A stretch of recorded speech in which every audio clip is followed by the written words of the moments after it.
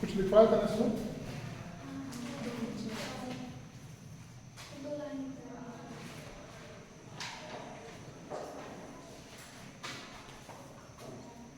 कल हमने बताया था कि पहले जो था शिक्षा में मौखिक शिक्षा पर ज़्यादा जोर दिया जाता था, लेकिन आज क्या हो गया है कि मौखिक शिक्षा कम हो गई है और लिखित पर ज़्यादा ध्यान दिया जाता है। मौखिक शिक्षा इसीलिए ज़्यादा दी जाती थी कि उच्चारण शक्ति जो है वो बच्चों में बढ़ जाए, उच्चारण के जो गलतियाँ होती हैं वो ना होने पाए। जैसे कोई बहुत तेज बोलता है, कोई धीरे बोलता है, तो उच्चारण करने के एक तरीके होते हैं। जैसे हम लोग जब कोई चीज़ उच्चारण करते हैं तो उसके अलग अलग सिस्टम होते हैं। जैसे हम लोग जब कोई कहानी कहते हैं, एक व्यवस्थित तरीके से एक जब वाक्य पूरा होता है तो हम लोग, जैसे मैंने आपको पढ़ाया था ना कि विराम चिन्हों का प्रयोग, विराम चिन्हों का मतलब क्या होता है? रुकना। रुकना का मतलब आराम करना। उससे कई चीज़ें हो जाते हैं। इससे क्या होता है, एक एक वाक्य अलग हो जाता है। हम जब कहानी कहते हैं अलग तरीके से कहते हैं, हम बात करते हैं तो अलग तरीके से बात करते हैं, हम जब कविता पढ़ते हैं तो अलग तरीके से बात होता है ना, कि लगना चाहिए सामने वाले को आप कर क्या रहे हैं। कविता पढ़ रहे हैं, जैसे कभी अभी हम आपसे कह दें कि आप गाना सुनाओ और आप क्या करें कि पढ़ना चालू कर दें ना, जो भी हो, तो गाना तो हुआ नहीं। गाने का एक लय होता है, एक तुक होता है, एक तारतम्य होता है।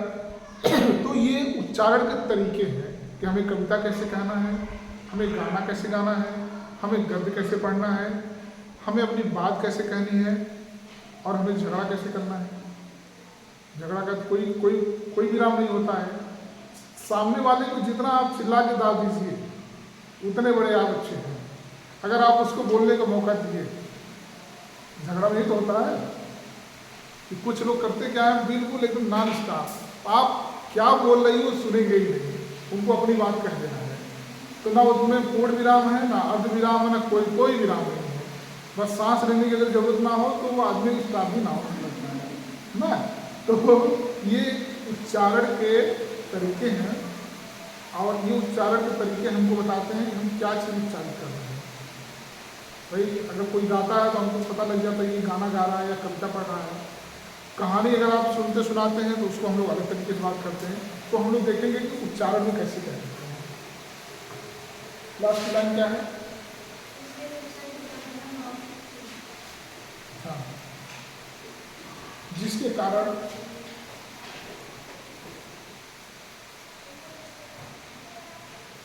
जिसके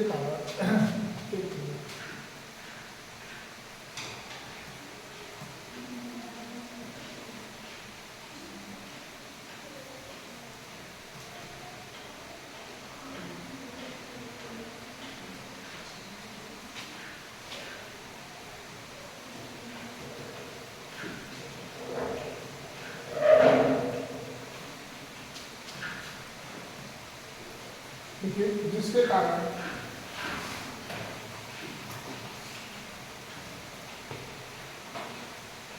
विद्यार्थी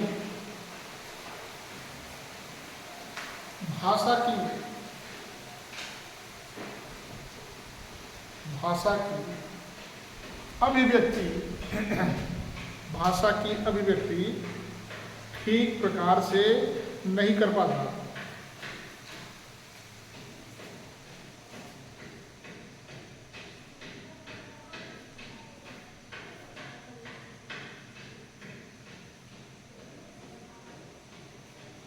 जबकि भाषा की मूल प्रकृति मौखिक है, जबकि भाषा की मूल प्रकृति मौखिक है।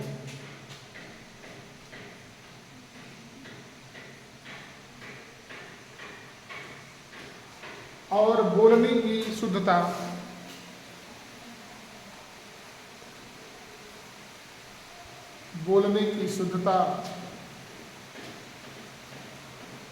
बहुत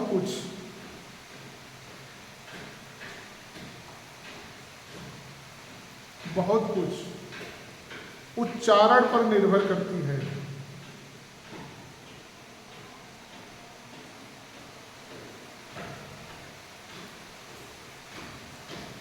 बहुत कुछ उच्चारण पर निर्भर करती है। जैसे हम लोग जो लास्ट में अड़ा बोलते हैं, जैसे हम लोग बोलते हैं पूड़ी ना, बिहार के लोग अड़ा का र बोलते हैं, वो पूड़ी नहीं बोलते हैं, पूरी बोलते हैं। अब बताओ पूड़ी और पूरी में हम आप क्या करेंगे? गलत है, उच्चारण गलत है नहीं। अब होता क्या है कि मौखिक में ये उच्चारण गलत हो जाता है। अब हम लोग बात कर रहे हैं पूड़ी की और वो बात कर रहे हैं पूरी की, तो कभी कभी मौखिक में जब उच्चारण का शुद्धता का महत्व बढ़ जाता है। देखिए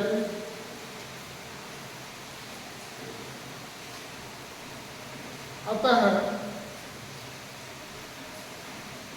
भाषा की दक्षता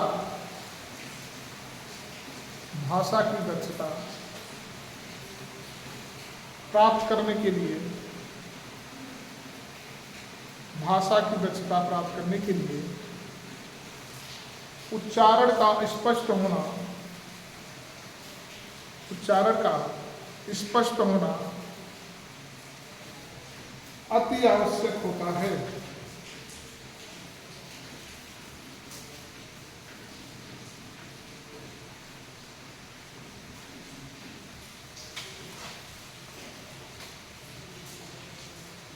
उच्चारण का अर्थ हेडिंग करिए, उच्चारण का अर्थ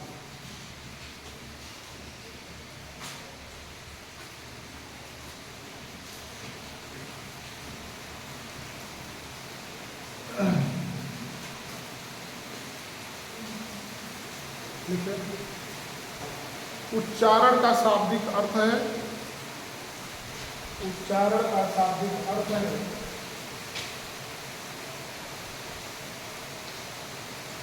बोलना, बोलना।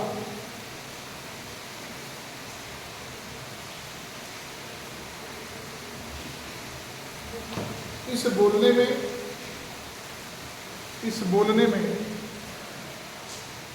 लय, ध्वनि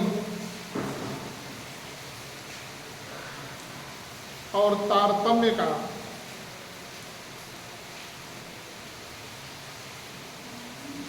तारतम्य का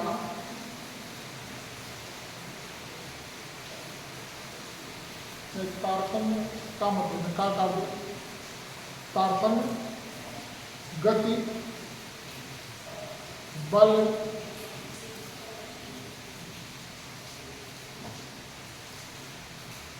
आदि का, लिख लीजिए भी बता देता हूँ, आदि का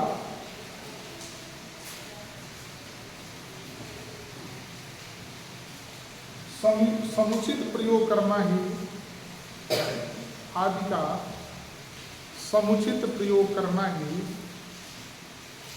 उच्चारण कहलाता है।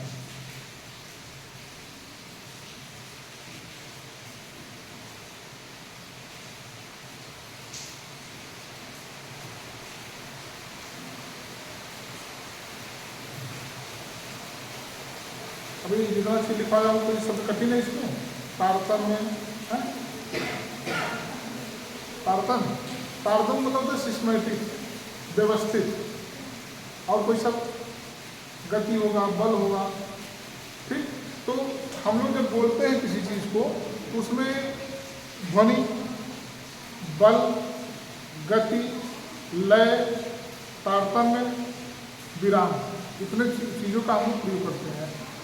अब अगर इसकी बात हम करें तो जैसे बल, किसी चीज़ पे अगर हम लोग ज़्यादा बल देते हैं तो एक पे अगर हम बल ज़्यादा देंगे तो दूसरा जो सटा हुआ शब्द रहता है वो स्लिप कर जाता है। इसलिए हम लोग क्या करते हैं, समान बल दिया जाता है। गति, अगर हम लोग किसी चीज़ को जल्दी से बोलते हैं, जल्दी से बोलेंगे तो उस पर बल ज़्यादा पड़ता है, तो वो क्या हो जाता है, फोकस भी वही आ जाता है, बाकी जो शब्द आते हैं वो दब जाते हैं। जिसको कि हम लोग कहते हैं स्वराघात।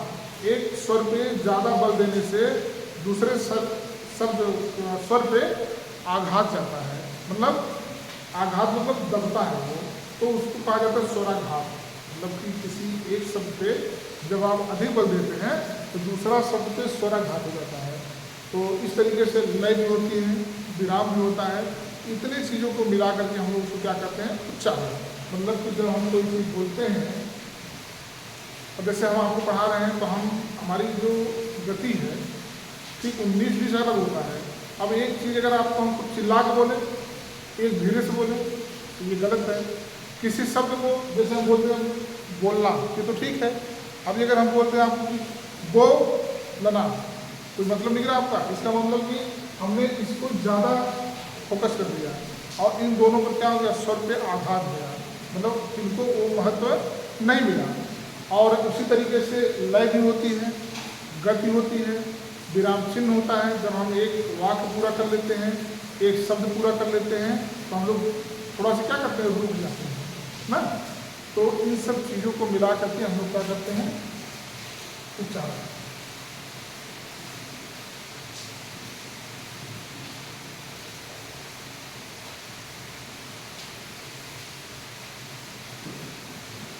उच्चारण के दोष,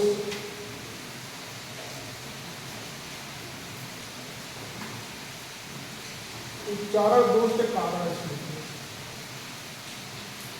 दोष के कारण, उच्चारण दोष के कारण।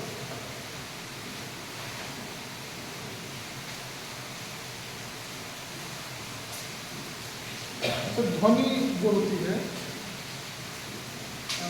ध्वनि पतली और मोटी होती है ना।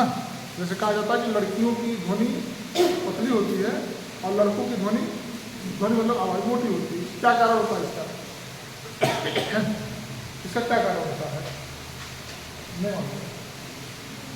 एक ध्वनि में एक गुण पाया जाता है, उसको कहते हैं तारत्व।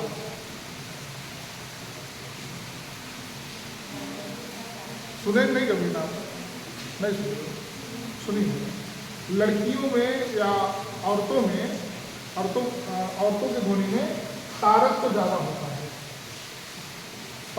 तारत्व उसको कहते हैं, ये ज़्यादा होता है, इसलिए उनकी आवाज़ क्या होती है, पतली होती है।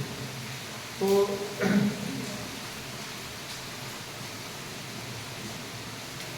देखिए इसमें दोष में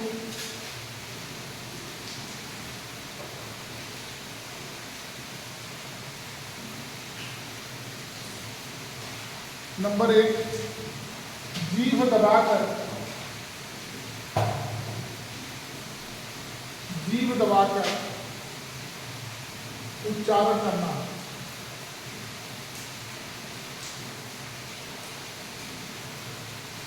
जीभ दबाकर उच्चारण करना।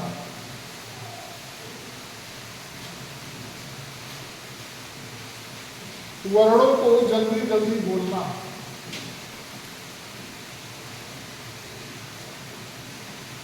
वर्णों को जल्दी जल्दी बोलना।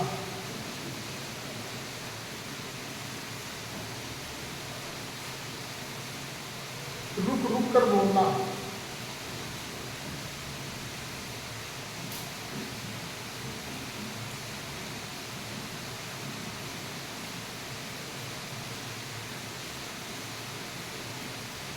गा गा कर बोलना।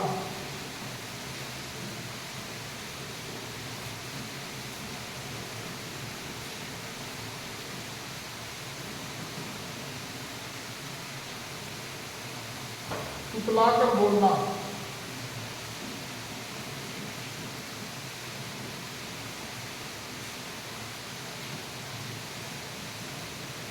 तुतला कर बोलना।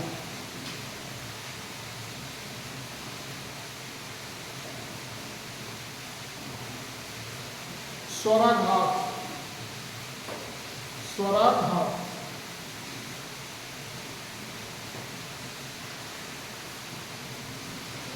स्वराघात, हकलाकर बोलना। क्या हुआ? नहीं, कहाँ से लिखी है? ये अलग हो गया। ठीक, अगला स्वराघात।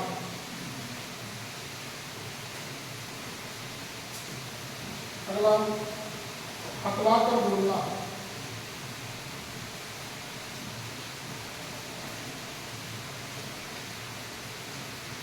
वर्णों को नाक से बोलना, वर्णों को नाक से बोलना।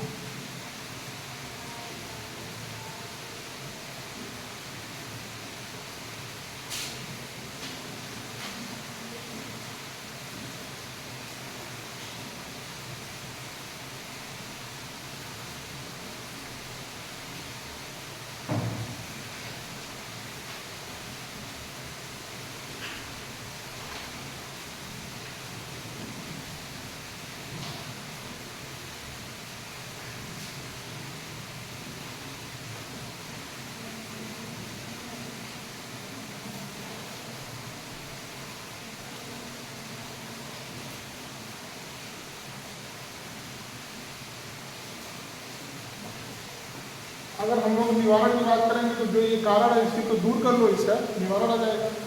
ठीक,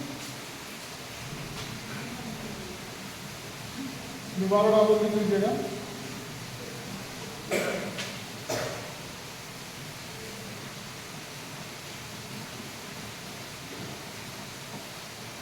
निवारण, ठीक है।